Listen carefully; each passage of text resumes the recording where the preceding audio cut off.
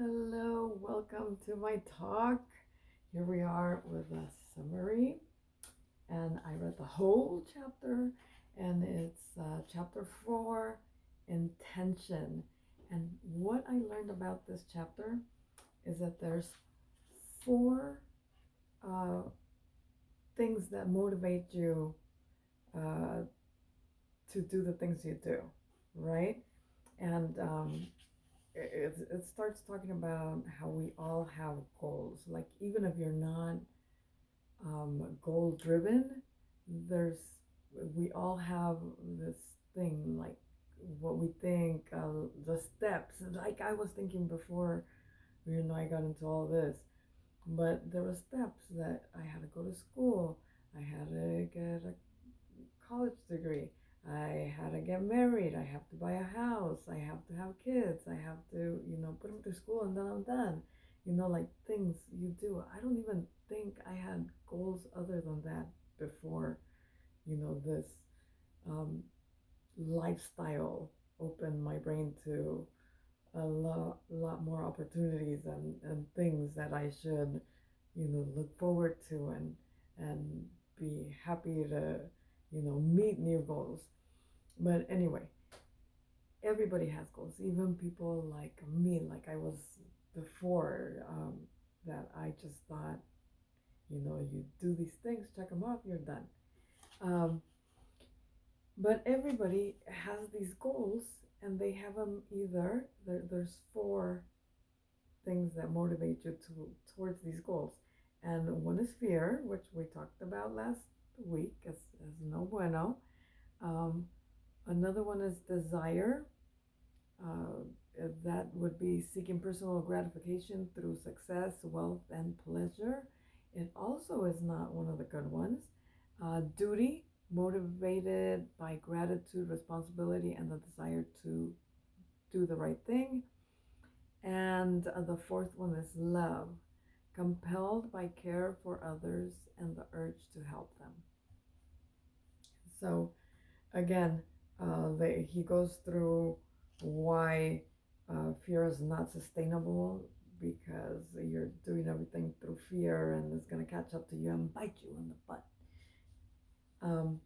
Then it's desire, and he calls it the Maya of success, because Maya means something here. Let me read, maybe not. Yeah, it means like what is it? A silver lining, like a cover up. I'll read it as I can't see it, but it's something like that if I remember correct. But the desire is, it's a good thing. You want these things. You want success. You want money. You want all this. But um, it's all a silver lining to something else, like what you really want. Like, why do you want to have lots of money? Most of us want money. I want to be debt free, so then I could have money to. But it's not money for me per se. I know why I want to be out of debt and have money, and it's not because I want to be rich. And I the truth of I do want to have money, but I want to have money so when, like, people invite me places, or if I want to do something, and I say, oh, I want to do it, I don't have to say, oh, I'm going to save for that, or oh, I'll do it, in a couple of weeks when I, save, two paychecks, or whatever's left from two paychecks to do this. I don't know, dinner at whatever, or something that I want to do. And I always have to say, um, maybe next paycheck, or maybe, because I have so many things to pay right now. And I want to be at a point where I could just say, yeah, let's go. Or I want to do this. I'm just going to get on my car and do it, not having, because I'm not a person that wants something all the time. But when I want it, I feel sad, because when I want something, I really want it. Anyway, um, so that's why I want to have money, but I don't want to like I wouldn't mind being a millionaire because then I could, another thing they talk about, you want to have the money so you could help other people or donate to charities or something that you want to do where you feel excited about helping. I could do that. I could do that a lot. Um, but it's when it when I say I want to be out of debt and I want to make money, it's because I want somebody in my life to be happy, to say I wish I could make that person happy. And I've tried many of things and it's not possible. So I'm thinking that if I have lots of money and I fix myself because I think I am the cause of this problem, that maybe I'll get better and that person will be happy. And so that's like if you start asking questions of why you really want that money or why you really want that car, because it goes on here. It goes on to say something about like wanting a really expensive car, but why do you want that particular car? Like cars, like for example, for me, I just want a car that gets me from point A to point B because what I want to do is not have the pretty car. It's nice to have a pretty car, but what I want the car to do is get me to the places I want to get without having to like ask somebody for a ride or crossing my fingers that my car gets there, you know.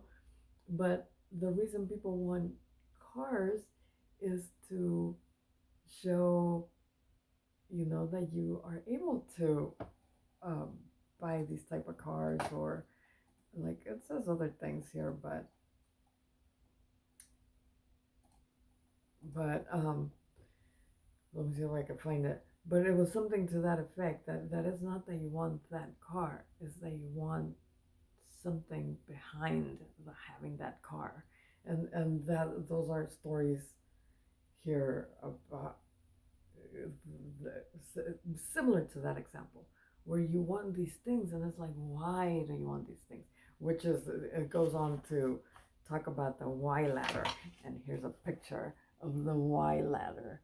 So you're supposed to ask yourself why, if you dig to the deepest why behind the want, like why do you want these expensive or extreme things, uh, you know and I lost where I was, but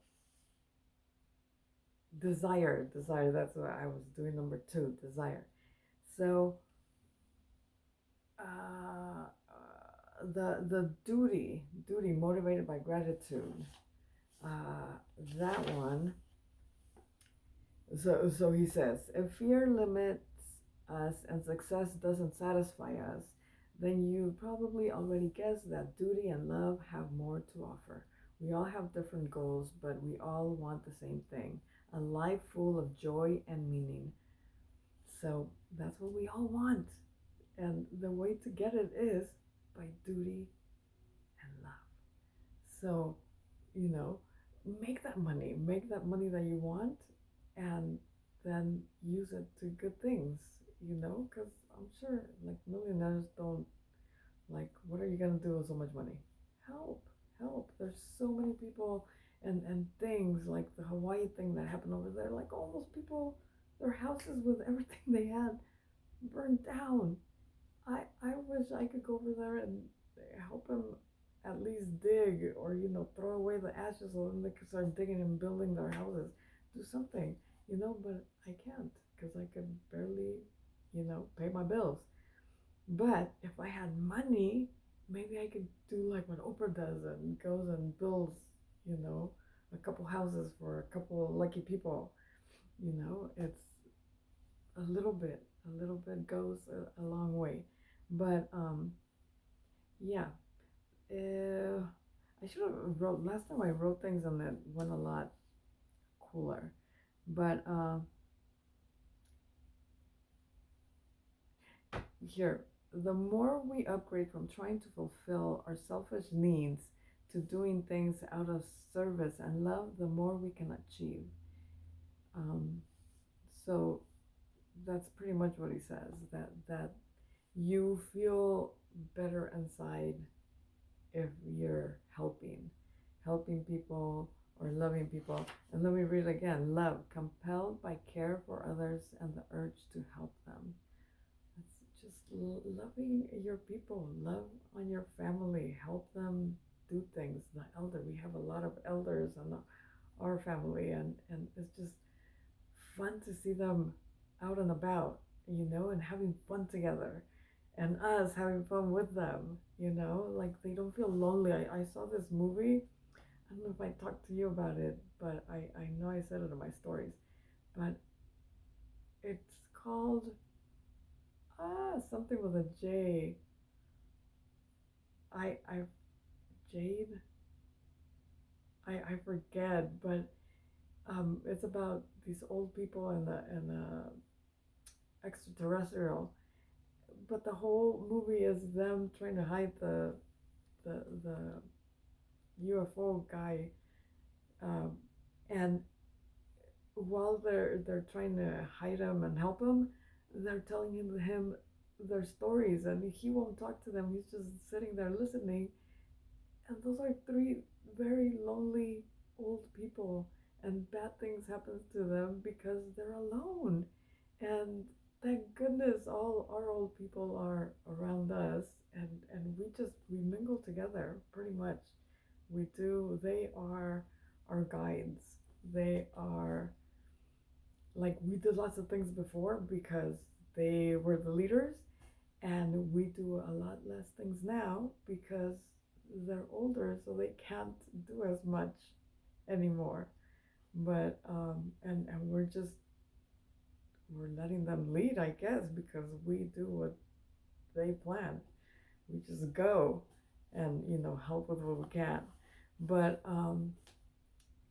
yeah, that's love, compelled by care for others and the urge to help them. And duty, motivated by gratitude, responsibility, and the desire to do the right thing. That's another thing that I do. Talking about what I do, but I've talked to you. I buy my cleaning supplies from Grove and a lot of things because I feel that that company is helping the earth and trying to be sustainable to help, then I want to buy from them, and I want to do things that help. Like, I maybe my products are a little bit more expensive, but they're they don't have any chemicals. It's, there's no chemicals going to the atmosphere from my house. I try to recycle. If you do things that you feel that the little bit of things that you do is not enough. At least, like, I tell people, try to motivate them to, let's do this. You go, but just me doing it is not. Yeah, but if you and me do it, and then we get other people to do it, then it's a bunch of people doing, and the little bit of things that we do adds up. Everything adds up. So, anywho, that's pretty much what the chapter was about, to the motivations for our goals, and how fear and desire are not good motivations, but duty and love are. I gave you examples of them, and then it goes on to what I said about the ladder, the why ladder. So he says, even if your fears, even if you know that you're um, driven by, I'm going to say, desires mostly. Most people are driven by desires. They want the nice car. They want to be a millionaire. They want. You ask yourself why, and get to the bottom, because the bottom, yes, you want to have this, but for why? What is that going to help you do? Because that is your main why. And that's where the ladder of the why comes in. Um, but yeah, this was a pretty, eye-opening, brain-opening, light bulb moment chapter. I liked it. I liked it because it makes you think. Yeah, I have a couple of, desires that might not be, you know, oh, here are the things. Why do you want those vacations? I see everyone else on exotic trips on social media. Why should they get to do that when I can't?